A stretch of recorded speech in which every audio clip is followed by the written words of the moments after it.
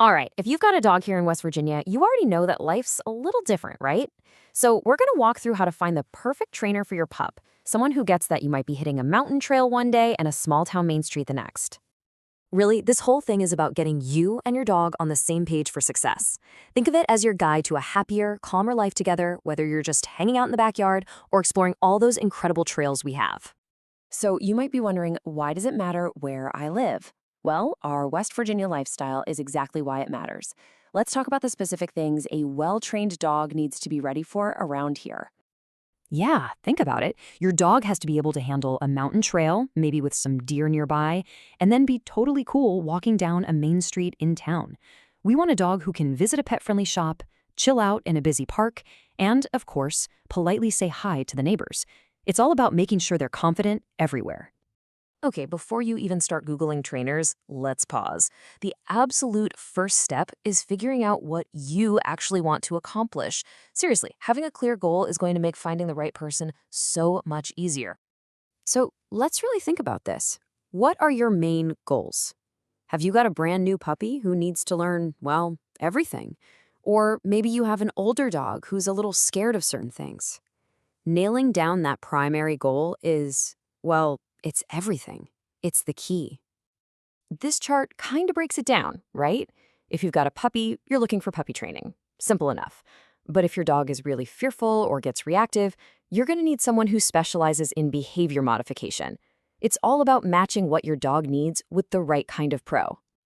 And then you've got to think about how you want to do the training.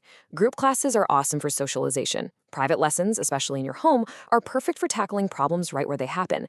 And then you have things like board and train, which is a really intensive deep dive option.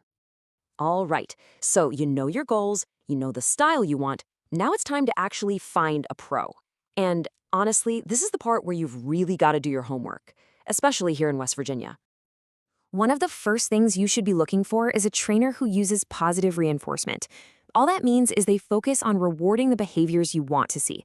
It's not about fear or pain. It's about building a really strong, trusting relationship, and it makes learning fun for your dog. Okay, now this is a really big deal for us here. In West Virginia, there's no state license required to be a dog trainer. Anyone can say they are one. So that means it's totally up to you, the owner, to check their qualifications. And the best way to do that is by looking at their credentials. I know, this looks like a bunch of alphabet soup, but these letters are your best sign of a qualified professional. Things like CPDTKA or KPA-CTP tell you the trainer has actually passed tests on modern, humane training methods. And if you're dealing with something more serious, like fear or aggression, you'll want to look for those behavior-focused ones, like from the IAABC. So let's just boil it all down to a simple 3-step plan. 1. Figure out your goals. 2. Check for those credentials we just talked about. And 3. Actually talk to them. Interview a few potential trainers. And when you do talk to them, have some questions ready. You'll want to ask, what methods do you use? And can you tell me about your certifications? But also ask them things specific to us, like, how would you help me prepare my dog for our lifestyle here? Or have you ever worked with a dog that gets distracted by wildlife on a hike?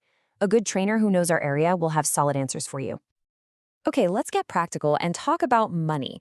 Knowing what to expect cost-wise is a huge part of planning this out, so let's look at some of the typical costs for dog training right here in West Virginia.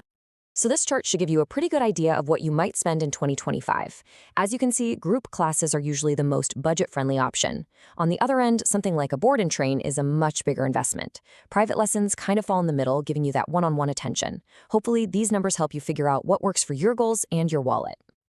So you found a trainer you love. That's awesome. But that's really just the start.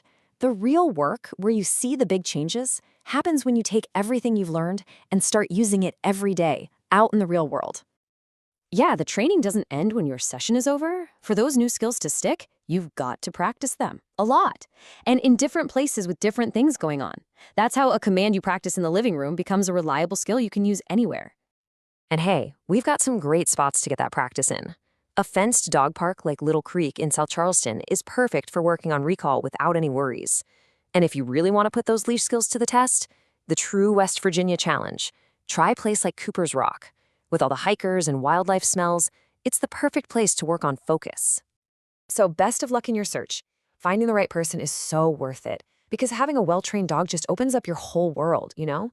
It means you can have those calm walks downtown, enjoy relaxing visits with family and friends, and just feel confident exploring all the beautiful places West Virginia has to offer, together.